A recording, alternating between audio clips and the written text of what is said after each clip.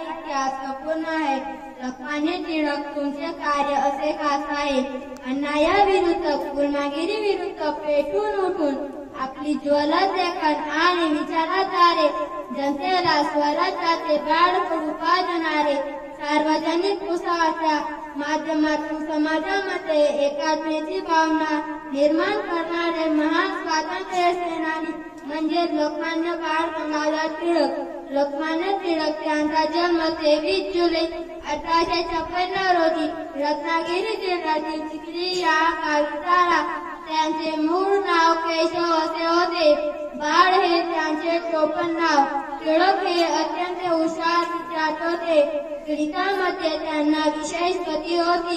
बालपणापासून त्यांना अन्यायाची चीड होती.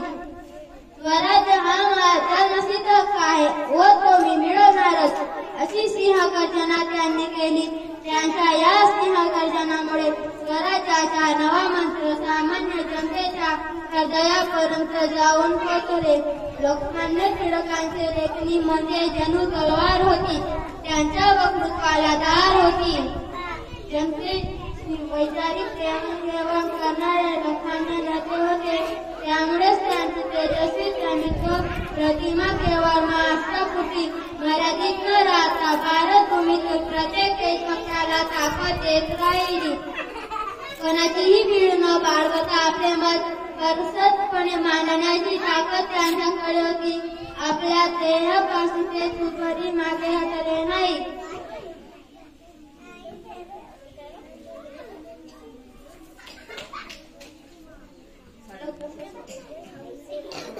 सार्वजनिक उत्सवातून टिळकांनी भारतीय जनता संघटित केली.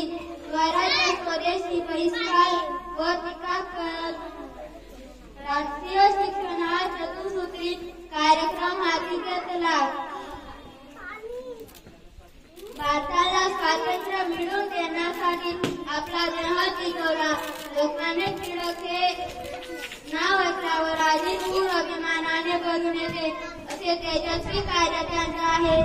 1 ऑगस्ट 1920 रोजी लोकमान्य टिळकांनी देह ठेवला. पण त्यांच्या तेजस्वी कार्याची गाथा आजही आपल्याला प्रेरणा देते जगण्याचा. शेवटी एवढेच म्हणेल, नाव ओठावरती येते वाटे आम्हा सदा अभिमान. टिळक तुमच्या कार्याला नितनी तुमचा प्रणाम. कार्याला नितनी तुमचा प्रणाम.